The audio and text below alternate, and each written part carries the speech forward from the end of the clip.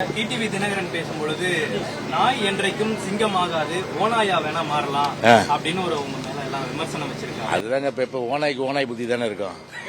அதனால பொதுவாகவே பாத்தீங்கன்னா கட்சிக்காரோட ரத்தத்தை உறிஞ்சி கொஞ்சம் நஞ்சம் இல்ல அம்மாவுடைய அந்த பேரை சொல்லி அவர்கள் செய்த அந்த அட்டுழியம் எத்தனை கட்சிக்காரர் பாதிக்கப்பட்டிருக்காங்க தெரியுமா?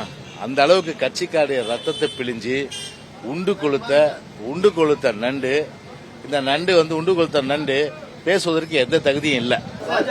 கச்சத்தீவு கையில் எடுத்திருக்காங்க. அடுத்தடுத்து இந்தியா முழுவதும் பல்வேறு மாநில போலீசார் கைது பண்றாங்க.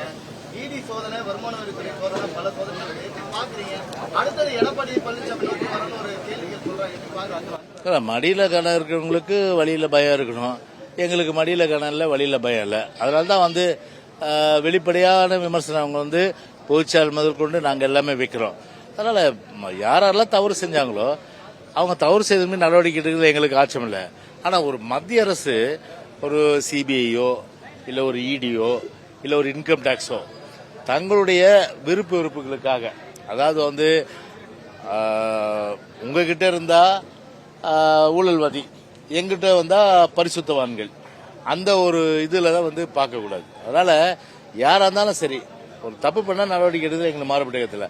ஆனா அரசியல் உள்நோக்கத்தோடு அவர்கள் இந்த மாதிரி ஒரு பழிவாங்க நடவடிக்கைகளில் ஈடுபட்டா அது நிச்சயமா ஏற்றுக்கொள்ள முடியாத ஒரு விஷயமாகத்தான் நிச்சயமா பார்க்க முடியும்.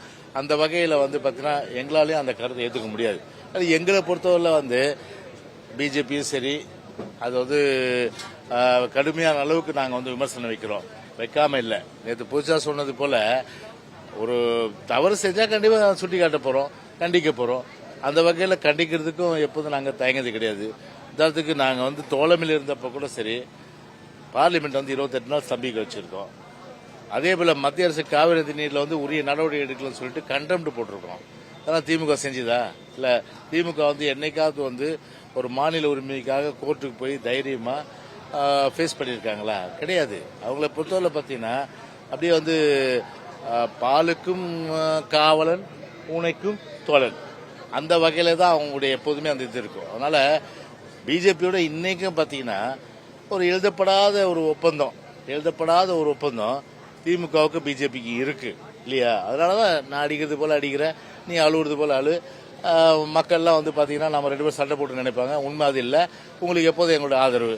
ஏன்னா ஏற்கனவே உங்களால பலாசுல போல பலனை அனுபவிச்சவங்க நாங்க. அதனால அந்த வகையில அந்த ஒரு பாசம் எங்களுக்கு எப்போதுமே உங்க மேல இருக்கு. அந்த 5 வருஷம் நாங்க அனுபவிச்சது.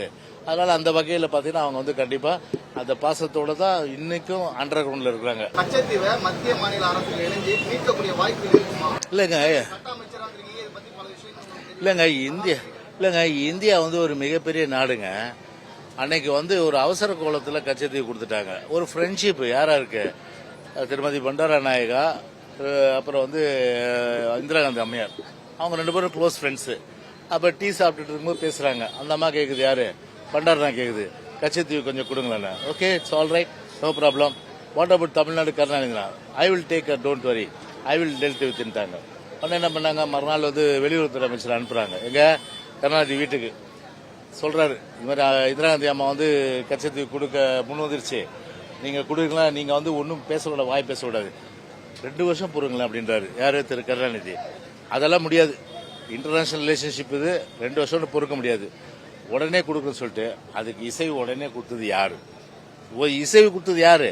திரு கருணாநிதி தான் அன்னைக்கு இசைவு கொடுத்தாரு. இசைவு கொடுத்த உடனே அன்னைக்கு பார்லிமெண்ட்ல